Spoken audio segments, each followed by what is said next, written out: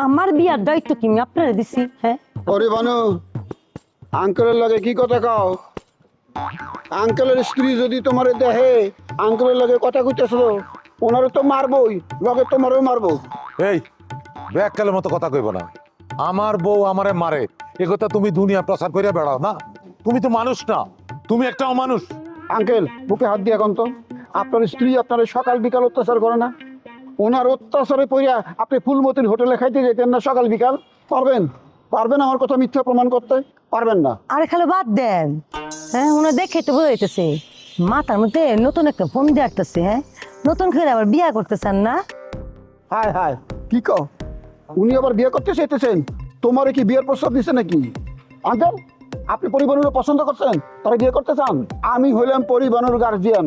আপনি যদি পরিবারের বিয়ে করতে চান, আমার লগে যোগাযোগ করতে পারেন। তবে তারাই বিয়ে করতে হইলে 3টা শর্ত আছে। খালি কি কন? কি শর্ত? আমারে কও, দেখি আমি ফুলফিল করতে পারি কিনা। বুঝতে পারছি আপনার বিয়ে করার ইচ্ছা আছে। পরিবানু, তুমি কি করবা? আঙ্কেল তো তোমার পছন্দ করছে, ঠিক আছে। আপনি যদি শায়লা খালারে তালাক দেন, তাহলে পরিবানু আপনার বিয়ে করতে পারে। হ্যাঁ, পরিবানু যদি রাজি থাকে এটা তো ওয়ান টুর বিষয়। শায়লা আমার জীবনটা করে কয়লা করে দিছে। খালু, খালু শুন করে যান, যাইয়া মুড়া একটা বাস নিয়ে আসেন। বাস না পেলে বাজারে যাবেন, ওইখান থেকে আনবেন। ওইটা আজকে পিটামো। হ্যাঁ, এই বুইরা বয়সে বিমরতে ধরছে। খালু, এই বুইরার বিমরতে যদি আজকে না শুনাইছি, তাহলে আমার নাম করলাম পরিবানু না। পরিবানু চেষ্টা শোকা, ঠান্ডা মাথায় সিদ্ধান্ত নিতে হইব। ওনার 3টা ফ্ল্যাট আছে, উনি যদি 3টার থেকে 2টা ফ্ল্যাট তোমার নামে লিখে দেয়, তাহলে তুমি বিয়ে করতে পারো। বুঝছেন? 2টা ফ্ল্যাট পরিবানুর নামে লিখে দিবেন, হ্যাঁ আপনার বিয়ে করবো। এই খোকা, তোমরা এই একটা দোষ, সবটাতেই বাড়াবাড়ি করো। 2টা না, একটা দোষ না। একটা দিলে হইব না আঙ্কেল, আপনার বয়স তো বেশি। বয়স কম হইলে একটা চলতো, আপনি আধা বুড়া, আপনার 2টা দিতে হইব। তো এনে পরিবানু। খালু, আপনি আমার চিনেন না? আমি ফুলমতির বাগনি পরিবানু।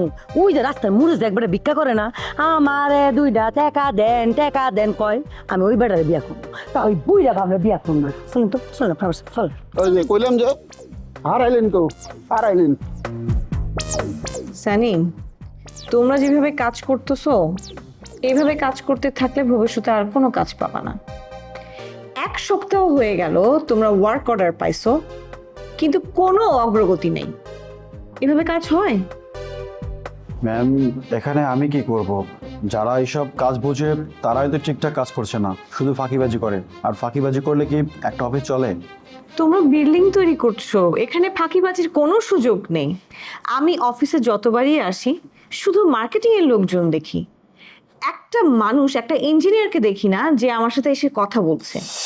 ম্যাম, তারা তো ঠিকঠাক অফিস করেই না, তাদের ইচ্ছা মতো সব কিছু করে। আর কিছু জিজ্ঞেস করলেই বলে আমি সাইডে ছিলাম। তোমাদের এমডি স্যার এসব দেখে না? এভাবে কোম্পানি রান করবে? করবে না তো। আমি বড় স্যারের সাথে কথা বলবো। ম্যাম, আমাদের এমডি স্যার, তিনি তো এলো পাথারে কথাবার্তা বলেন। আর উনি কনস্ট্রাকশন সম্পর্কে কিছুই বোঝেন না। অন্যের উপর ভর করে কি আর অফিস চলে? মূলত ওনার কথা কেউ শুনেই না।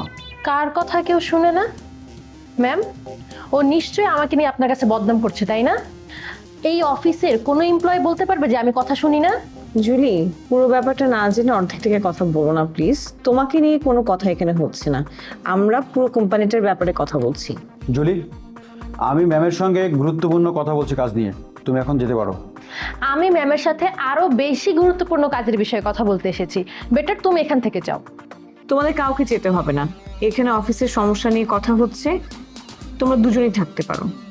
ম্যাম, জুলির কাজ হচ্ছে সব জায়গায় প্যাচ লাগানো, আর প্যাচ লাগিয়ে কাজ নষ্ট করতে পারলে ও খুব মজা পায়। আমি কাজের মধ্যে প্যাচ লাগাই?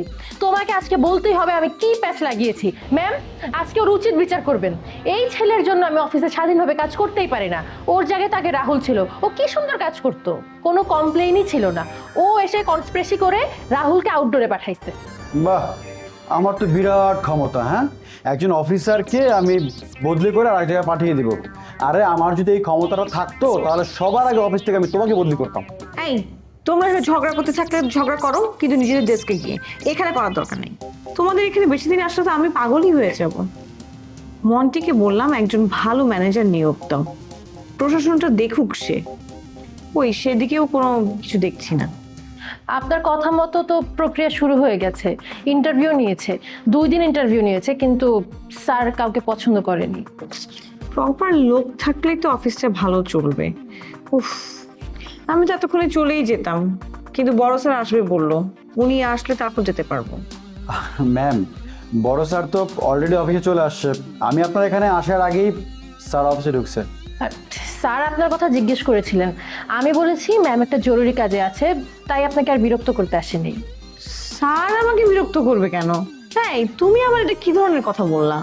আরে ম্যাম, স্যার তো আপনার কাছে এসে কাজের চেয়ে বেশি অকাজের কথাই বলে। জুলি, তুমি বড় স্যারকে নিয়ে এই ধরনের মন্তব্য করতে পারো না। উফ, তোমরা ঝগড়া করতে থাকো, আমি বড় স্যারের সাথে দেখা করে আসলাম। জি ম্যাম। সানি, তুমি কিন্তু আমার সাথে শত্রুতা বাড়াচ্ছ।